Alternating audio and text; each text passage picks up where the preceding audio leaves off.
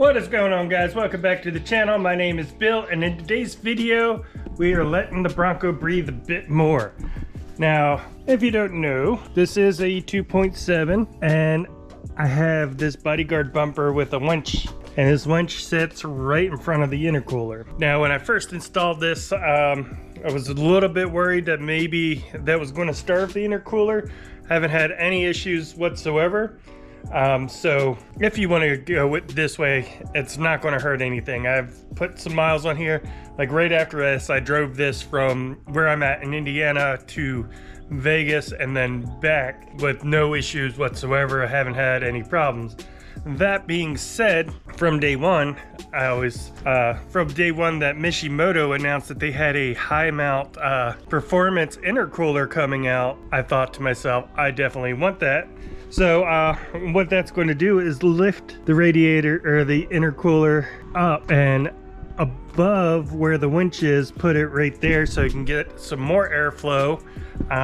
So definitely we won't be starving it. And well, the time has come that they are finally available. So Mishimoto does have these available now. They have a silver or a black or a gray or a black version. They are available for pre-order. I don't know how many are in pre-order, how many units are available, but I did order one and it's here. And this thing looks awesome. Move these out of the way. Let's flip this up. So this is the new intercooler. We'll get the stock one out and show a comparison. The stock one, pretty much where these tubes go into are it, and it fits right in this area. Picks it up. I mean, this thing is beautifully crafted. It's all welded. It's not plastic on the ends. Everything's metal. Everything's welded. Everything looks beautiful on this. Flip it over. Has an M on there. Now if you have the silver or the gray one, it's the opposite. It's all this is gray and then it's got a black M on it.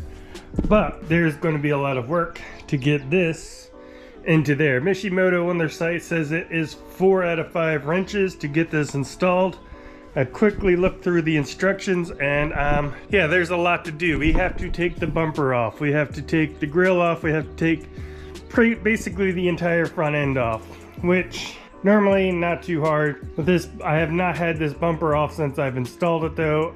We'll see how easy or hard that is to do. But yeah, since I have to take everything on the front end off, decided, well, while I got the front end off, I'm gonna go ahead and get some new headlights. And we got the Morimoto headlights, which we did install on Matt's Bronco as well, which there's probably a video already up here. Check that out. Probably not going to go too much in detail on the installation of that. The installation's very simple. These headlights are pretty awesome. We did an install on his. I really like them. And I really like it with the amber halo light. I like that look. And I thought, you know, with that amber halo look, it would look really cool with the amber oracle lights. But I like having my letters painted. When I painted those letters, and I kind of like that look, and I didn't want to give that up. So I got the oracle letters, taped everything off, and went ahead and painted those. Got a painted horse for Matt's Bronco, but we got a painted horse to go over the wrap on the back of Matt's Bronco, since it's got a black wrap. I think this is going to look awesome on there. But went ahead, painted the oracle lights, and we're going to do a whole transformation of the front. We're going to install, we're taking everything apart to install the new intercooler.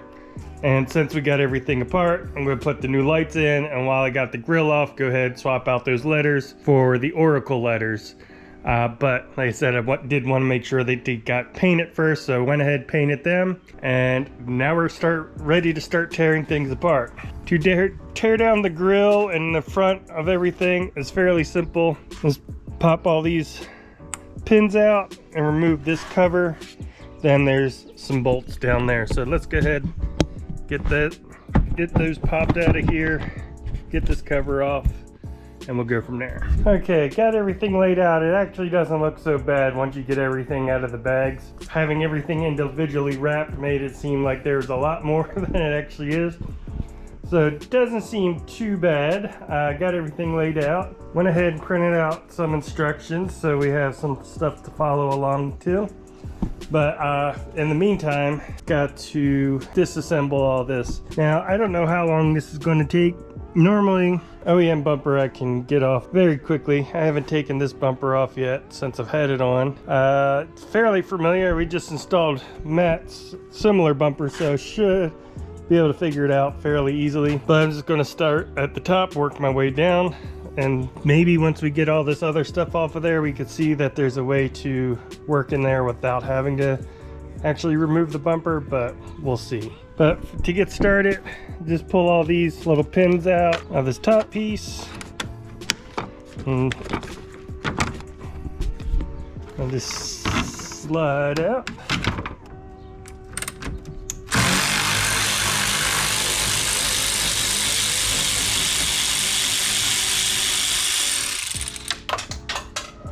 And drop that into the tray, so grab that.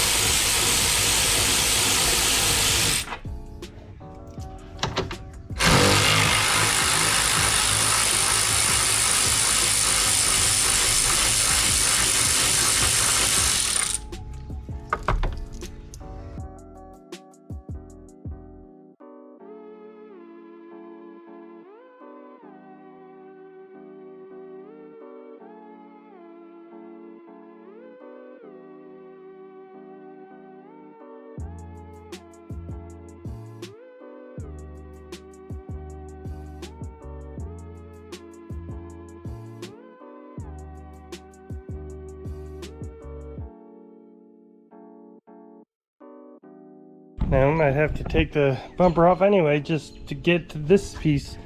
It's very close to hitting the winch and there's pins on the back side.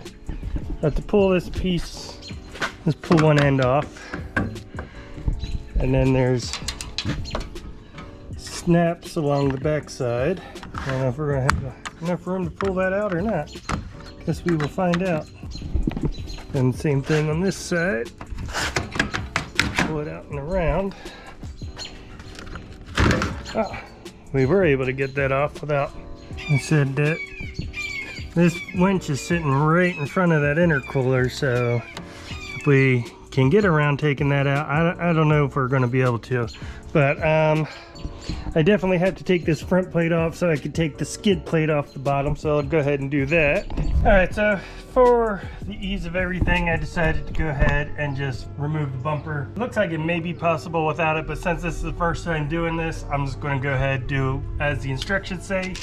Then if I need to do this ever again, because I have a feeling some other people may be interested in doing this, I'll be able to know better if I can or if I can't do it with everything on. But for now, I'll just go ahead and do what the instructions say, which is remove the bumper. So went ahead, disconnected the winch already. I never did put a inline fuse for that, so that's good anyway. I'll go ahead and get that taken care of now while we get this off, and then everything's disconnected. The bumper itself comes off in one piece, and then the winch and the winch plate will remain, and just these two bolts here that we got to get off. And I need to find another 19mm wrench because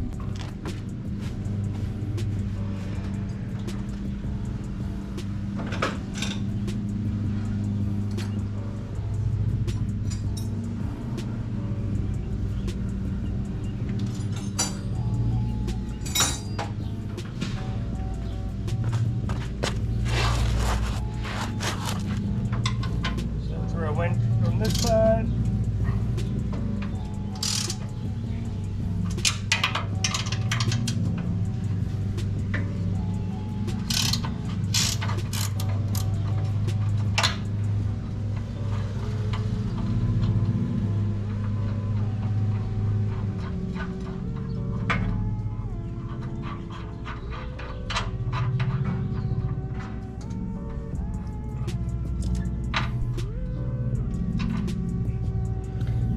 It's just a 19mm bolt and nut and a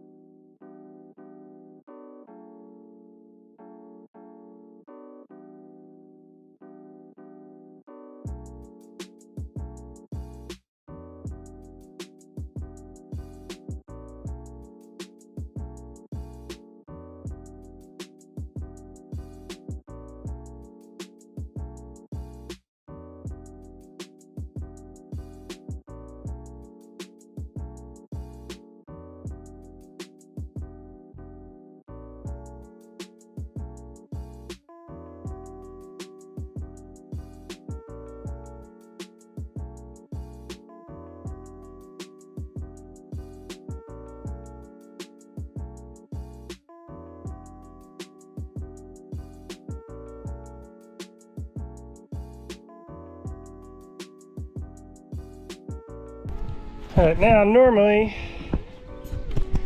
if you had an OEM bumper, it would be these three bolts that are bolted in to the OEM backing plate. However, that's not the case, and we've got this winch mount. I'm going to attempt to just leave the winch mounted and not mess around with it.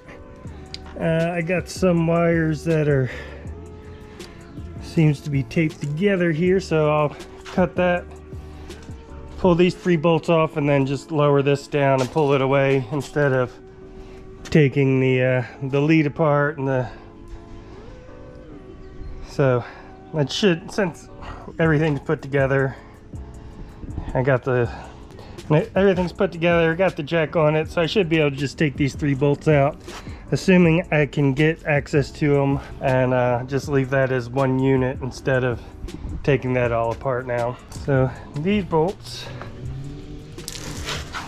are also 19. I think the nuts, looks like it's just using the OEM nut certs, so I should just be able to back these out without having to hold anything on the back, I think. Cool, so then yeah, I'll just zip these out then, and we can lower this and be done with it, hopefully. All right, so like I said, I went ahead, just took the bumper off. I thought it was going to be harder than it was to get off, just because we recently installed mats and it took the two of us to get that on. But he also has more metal on there because it's to fill the 3-inch gap from the body lift, and he's got the Baja bar on there, so that thing is significantly heavier, where this one, not so bad. So now I am glad I took it off and I was able to get the winch and mount off as one piece. So now we got everything apart. The only difference now that may or may not be an issue, I don't know yet, is we have the JKS body mounts instead of our mounts there. So I don't know if that's going to make any difference or not. I'm assuming not, but we will see. He's got some dirt piled up in here. So yeah, we'll get everything cleaned up and pick up where the instructions say from here. And so next we're going to pop the headlights out. There's a bolt here, two 10mm bolts here, one here, and then a 8mm down there, and then a Christmas tree right there, which you can see on this side.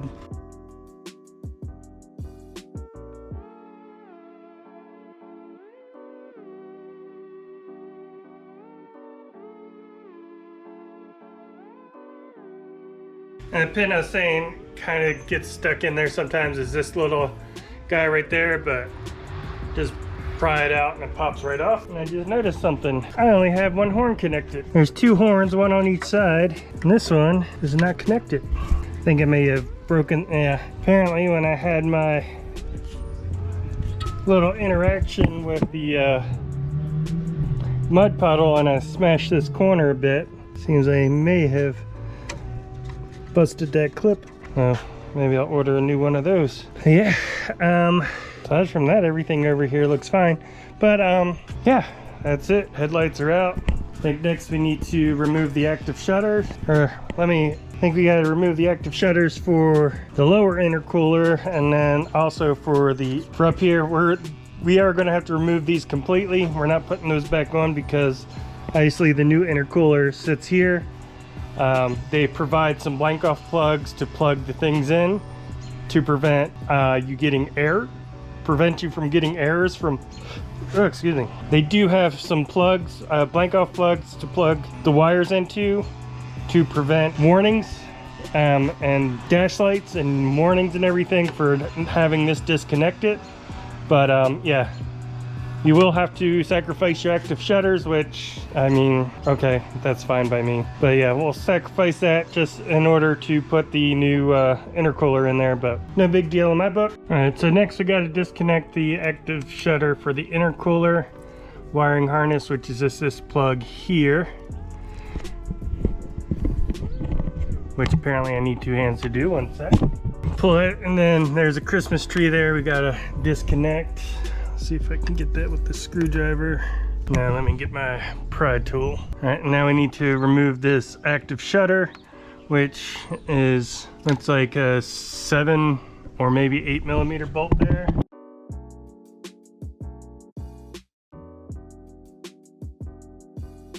Now this will come up, if you have adaptive cruise control, you'll have actually something in this little box area.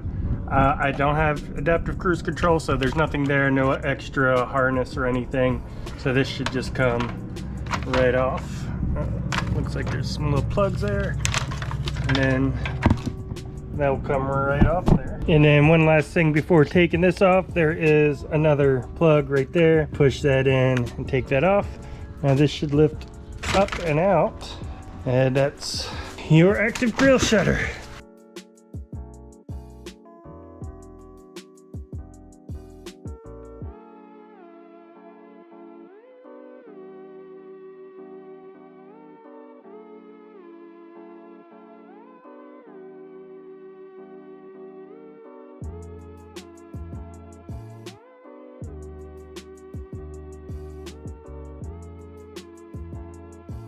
Fins themselves are much smaller. There's much more surface area through them, so in theory that should be able to provide more dissipation, heat dissipation and cooling. It's also wider, goes further out, because this is go usable area from here to there. That's almost 2 inches more wider of usable area. Top to bottom, that's also another almost inch, or a little over an inch probably, of surface area. Went ahead and finished up that piece that we were working on, drilled the holes, put this plastic piece through, and just, it's not in position, it's just pushed back as far as I can get it right now. Normally it would go back a little bit further probably, but because of this JKS kit, that's as far as I can get it to go back. But after that, they said install some foam. Then we got some foam pieces that are going down on both sides of here, and then we have these brackets. They're just barely held in. That means we are just about ready to actually install the intercooler itself. Now that side's got 4 bolts, took those off now, and then installed these rubber grommets and these grommets here, and so the bottom grommets are going to fit in there, top ones will screw in here. So I think all there is to it is bring that over and get it dropped into these holes, and then we can get the other bolts in there and get everything tightened up. So let's give this a shot.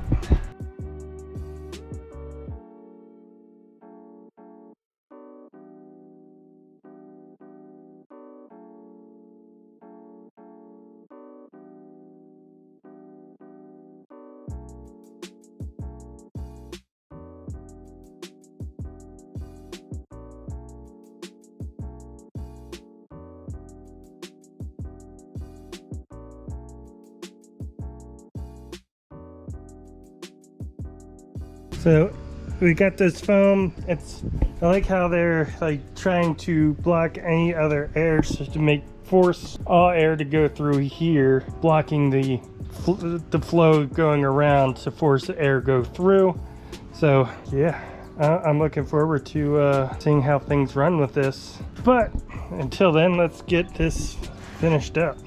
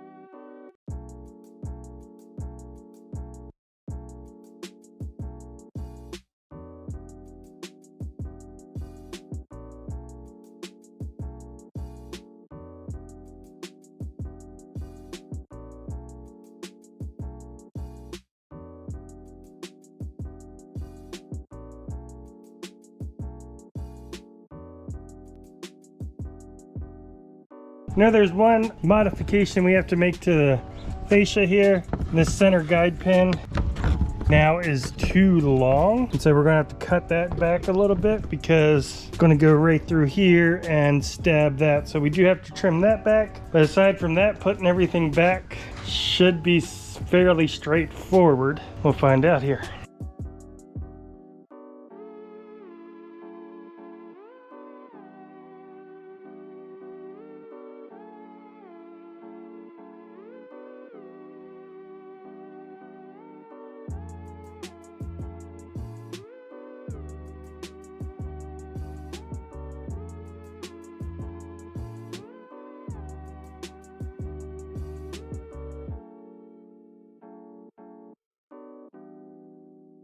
Alright, so we got the winch back up, and it's crazy how much space there is now. I can actually reach the back of the winch now if I needed to. If for whatever reason I installed that and forgot to install the ground wire, I can actually still get to it now. It is not bunched up right up against the intercooler anymore. So that whole area is wide open now. Yeah, that whole area is just wide open now. This winch is kind of freestanding on its own. Nothing, it's not going to rub up against anything. Nothing's going to be in its way. And this intercooler is nice up right above it. There's no question that this is going to get more air than it was getting before. It had been a good hour since I taken the headlights out, so I went ahead and took this out one more time. Now, one thing I forgot about when I was putting this back is I wanted to wire the Oracle lights to the parking light. So it should be this pin 9 on the headlight, which is this green and brown, I guess, wire on there. So I just tapped into that to run power, and I'm going to do a quick connect, so whenever I need to take the grill off, I could disconnect it. But that's going to be the power wire for the lights, or for the Oracle grill lights. But yeah, just tapping into that wire. Go ahead and wrap that up, put this light back in, and then I'll double check that that's actually going to work. Okay, so if I have it on parking lights on, everything lights up. If I do everything on, it does, but auto lights, they're not. I thought the auto lights would still run this and that, even if the lights themselves weren't on. Maybe there's a setting in the app to do that, but yeah, I'd like those to be on all the time, even during the day. I guess I can just leave them on.